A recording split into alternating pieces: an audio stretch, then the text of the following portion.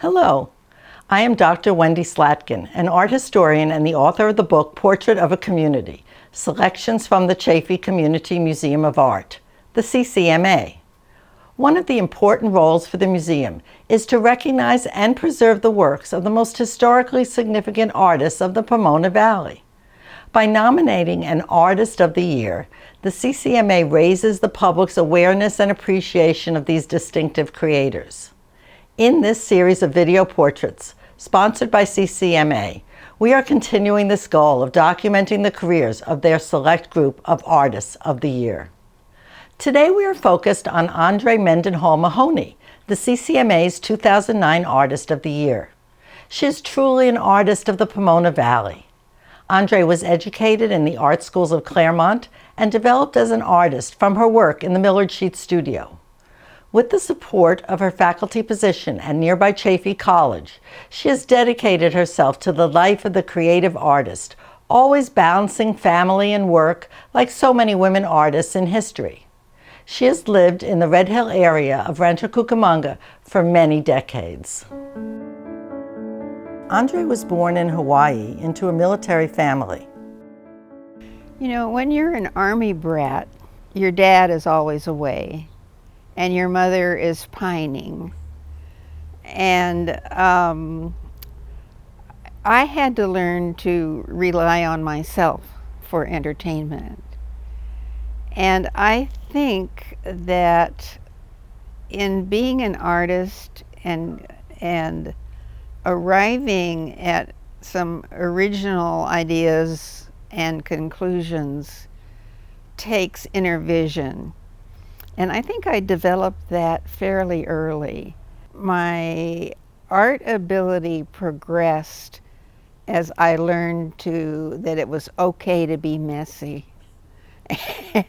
And then the art process continued. I'd make a mess and then I'd clean it up.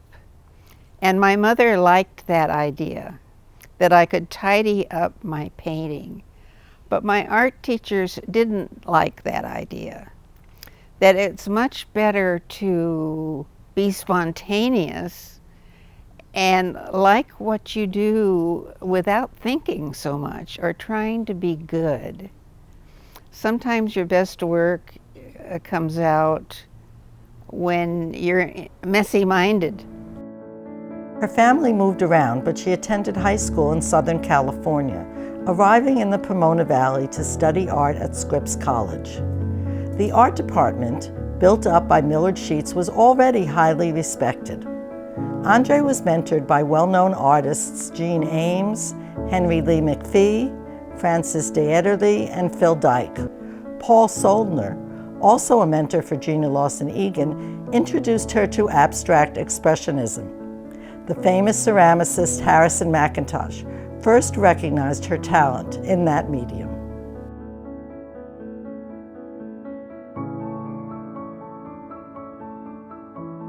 It was very encouraging to go from Fullerton High School, whose art teachers had been to Scripps College to learn to teach.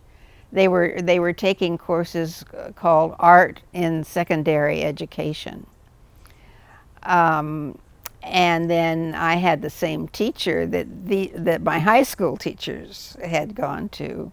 So there was a continuity there which gave me confidence that I kind of knew what I was doing already. The art class was wonderful. The beginning art class at Scripps, and this is when my career became more serious. We had painting on Monday and with Henry Lee McPhee, and that was oil painting in the room. And I wanted to go paint outside, and he says, no, you have to stay in the room. I said, but Mr. McPhee, I'm inspired. He says, well, go then, go paint. You are in a humanities school where you have to study the ancients and the Renaissance and read a lot of philosophy. Well, I happen to like philosophy, so I was happy with that. And I finally got answers through some philosophy teachers at Scripps.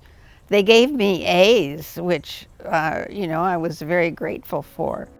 Andree later enrolled in the Claremont Graduate School, where she was awarded her MFA in Painting and Ceramics in 1968. In the fall of 1959, Martha Menke Underwood hired Mendenhall Tolstoy, as she was then known, to work in the Sheets studio. In the mosaic section, Andree worked closely with Underwood, as well as Sue Hertel, Nancy Colbath, and Dennis O'Connor.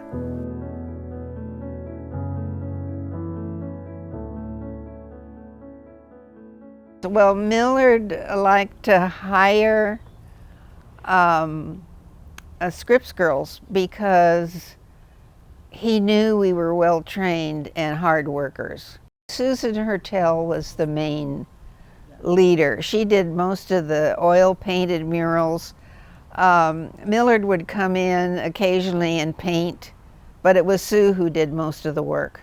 And he let her sign the murals too, along with his signature. So there's another male authority point there. Leaving the Scripps studio, she joined the Chaffey College Art Department in 1963, where she continued to teach until her retirement in 2000.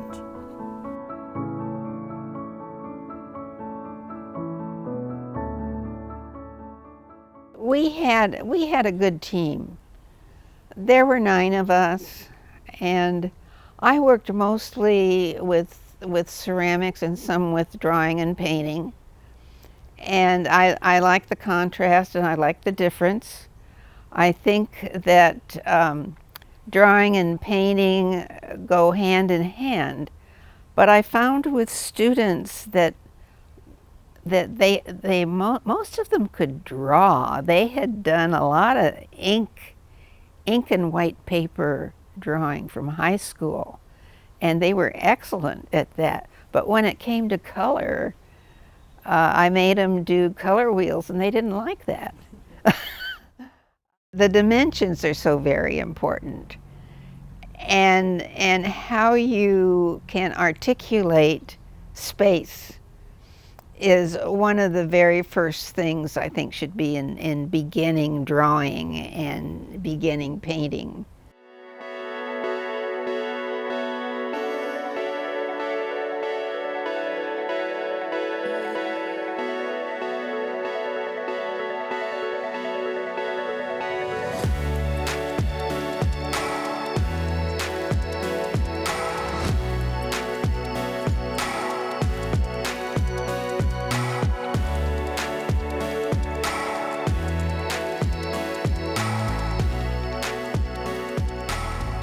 Andree lives in a remarkable home that was originally a fire lookout station. It was lovingly expanded and rebuilt by her husband, artist and aerospace engineer Jerry Mahoney, to accommodate her growing family. Jerry was mentored by Sam Maloof. The beautiful woodwork bears a relationship to Maloof's simple and refined woodworking style, but is also quite original and specific to this home. This is an excellent example of the collaborative nature of the community of artists of the Pomona Valley. The quality of light and space makes this home a wonderful showcase for the works created by both Andree and Jerry.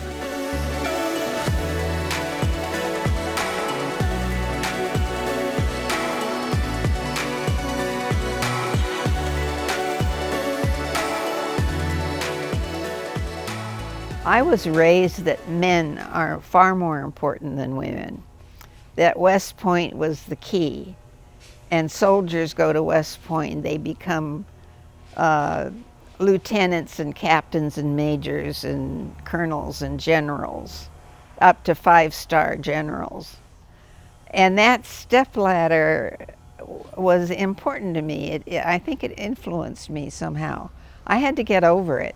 And I kind of wanted to get rid of that stepladder mentality. And grading systems in all schools, you know.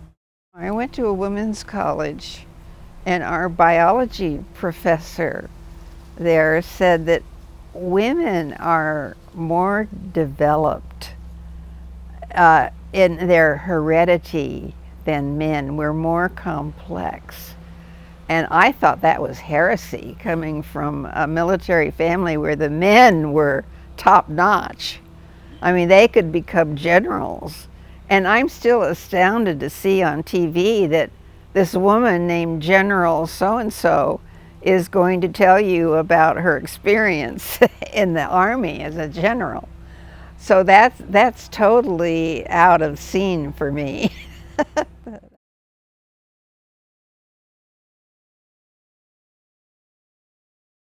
Being intellectual, one has to take a stand.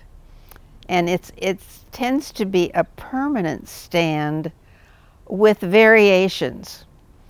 And the more variations, the better.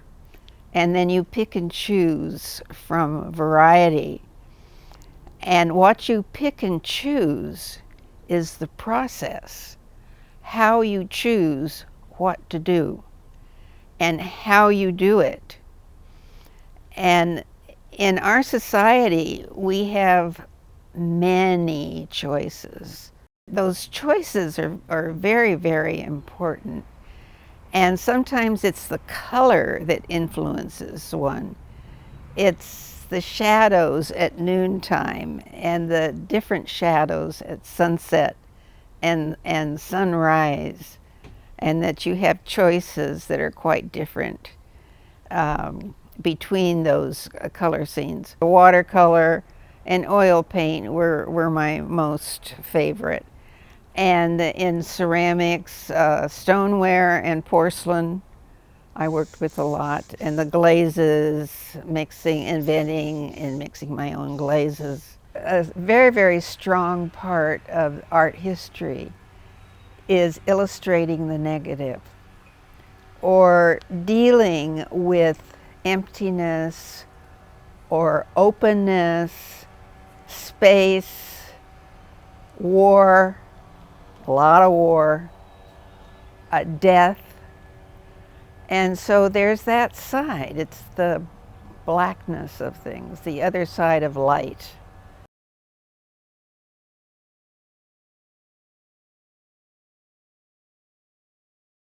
Harriet White was the persistent one after me. And I think she had taken art classes at Scripps too.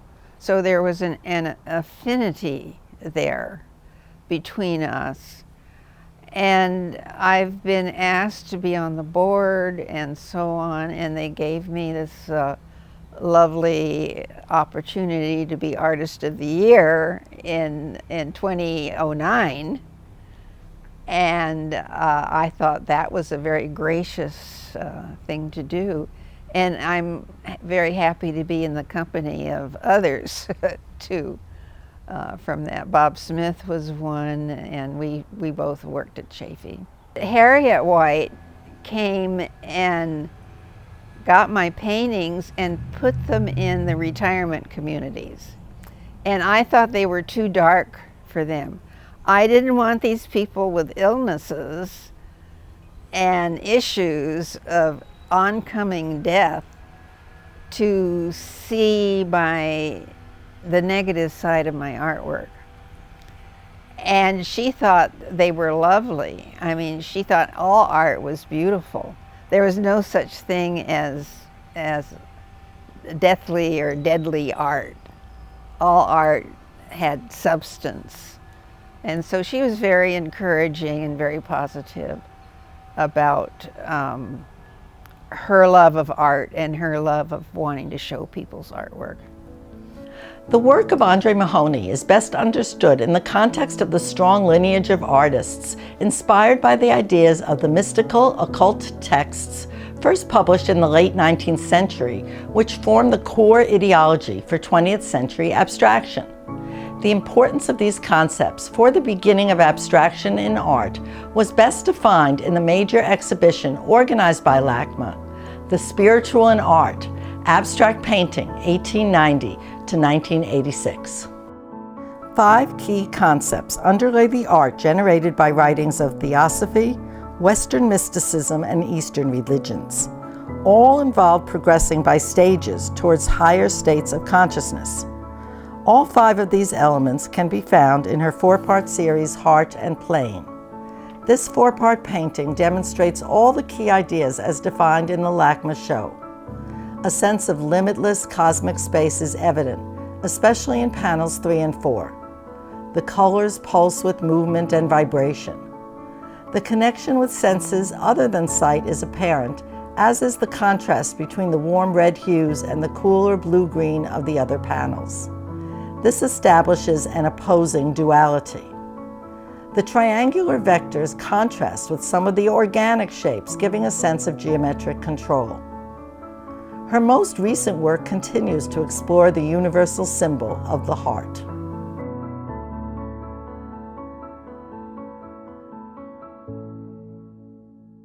The smarter art teachers in high school try to steer them away from drawing hearts. And I went back to that, trying to draw hearts, but in a intellectualized and technical way. And I have a painting that I'll show in December at the gallery that has 9 overlapping hearts in it, and it's very intellectual and precise. And I don't know why I painted that way, because I've had several broken hearts throughout my life. And they've always kind of repaired. It's an important symbol, so very important, and it encompasses love. Mendenhall Mahoney's focus on tenets of Eastern religions, specifically Buddhism, is clearly seen in her painting Chakra Ladder. The sequence of the 7 chakras is a well-defined yogic system which Mahoney has creatively interpreted in an individual way. The viewer can follow the sequence from root through sacral and solar plexus chakras to heart, throat, third eye, and finally crowning chakra. The vertical progression leads to successively higher stages of enlightenment. This sense of spiritual enlightenment can also be seen in the playful tree of life made of felt, which merges the concepts of a Christmas tree with Buddhist spirituality. Works such as these seem closely allied with the women artists of the earlier 20th century, such as Hilma af Klint, the first artist to paint totally abstract work. Even before Kandinsky, af Klint, living in Stockholm, used the concepts of theosophy to develop a series of remarkable abstract works. These fascinating abstract paintings were only recently rediscovered and exhibited at New York's Guggenheim Museum in 2019. They make Hilma af Klint the first artist to invent abstraction in the 20th century. Closer to our roots in Southern California is the work of Agnes Pelton, a contemporary of Georgia O'Keeffe's. She lived in the Palm Springs area and used the desert landscape to create her own beautiful abstract realm. The precision and organic shapes of some of Mahoney's paintings recalls Pelton's fascinating works. Several of Mahoney's innovative ceramics can be identified with one of the key concepts defined in the LACMA show, duality. Here we are looking at 2 sides of the same sculpture. The shapes are identical, but the dark light tonalities are reversed. The inner arch on one side is dark, but on the reverse it is white.